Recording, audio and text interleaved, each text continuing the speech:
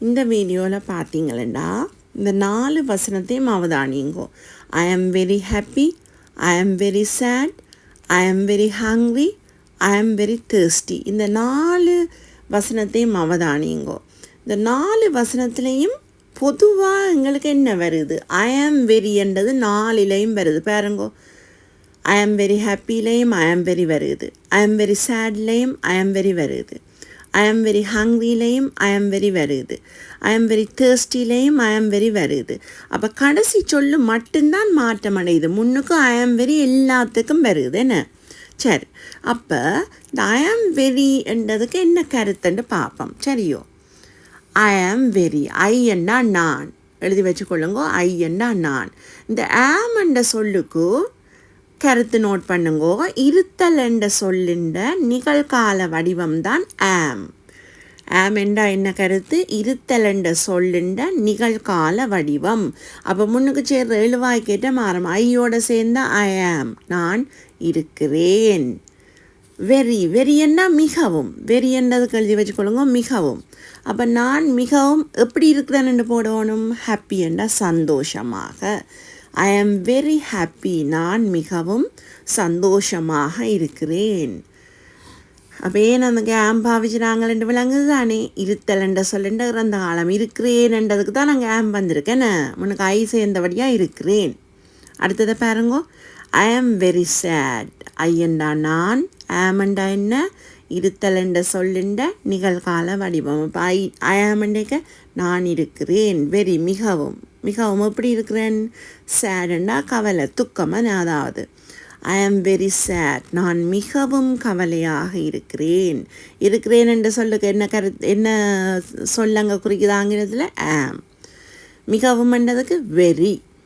அடுத்தது ஐ am very hungry, ஐ என்றா நான், ஆம் என்றால் இருத்தல் என்ற சொல்லுண்ட நிகழ்கால வடிவம். அப்போ ஐ ஆம் என்றைக்கு நான் இருக்கிறேன், வெரி மிகவும், ஹங்க்ரி என்றால் பசி, ஐ ஆம் வெரி ஹங்க்ரி, நான் மிகவும் பசியாக இருக்கிறேன்.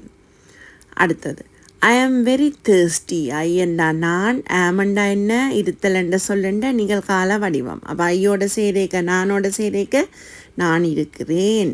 வெரி என்றா மிகவும், மிகவும் எப்படி இருக்கிறேன்? thirsty, thirsty என்ன? தாகம், அதாவது தண்ணி விடாக்குதுன்னு சொல்லுவோம்.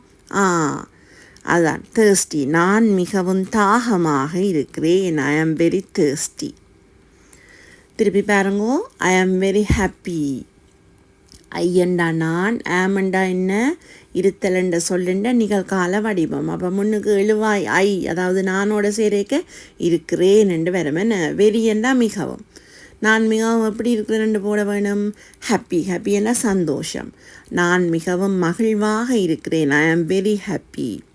அடுத்தது ஐ ஆம் வெரி சேட், ஐ என்றா நான், ஆம் என்றால் இருத்தல் என்ற சொல்லுண்ட நிகழ்கால வடிவமான, வெரி என்றா மிகவும், சேட் என்றா துக்கம். அப்போ நான் மிகவும் கவலையாக இருக்கிறேன். ஐ ஆம் வெரி ஹங்க்ரி, ஐ என்றா நான், ஆம் என்றா என்ன? இருத்தல் என்ற சொல்லுண்ட நிகழ்கால வடிவம் தானே. நான் இருக்கிறேன் எப்படி? வெரி மிகவும், எப்படி இருக்கிறேன்? ஹங்க்ரி என்றா பசி, நான் மிகவும் பசியாக இருக்கிறேன். ஐ ஆம் வெரி thirsty, ஐ என்றா நான், ஆம் என்றது இருத்தல் என்ற சொல்லுண்ட நிகழ்கால வடிவம் என்ன? வெரி என்றா மிகவும். அப்போ நான் மிகவும் எப்படி இருக்கிறேன் என்று சொல்ல வேணும்? thirsty, தாகமாக இருக்கிறேன். நாளையும் வாசிப்போம். I am very happy, I am very sad, I am very hungry, I am very thirsty.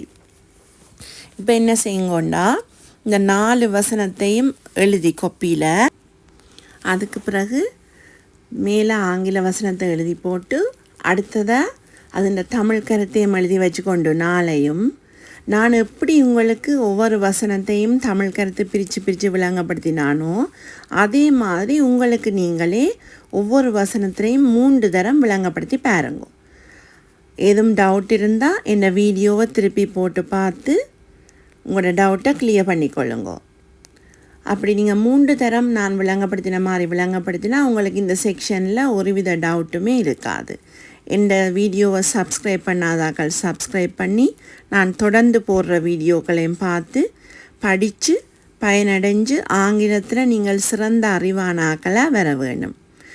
நான் உங்களை அடுத்த வீடியோவில் சந்திக்கிறேன். இந்த வீடியோவில் உள்ள வசனங்கள் எல்லாத்தையும் எழுத மறக்காதேங்கோ. எழுதுறதுக்கு தான் நான் உங்களுக்கு டைம் விட்டுருக்குறேன், எழுதிக்கொள்ளுங்கோ.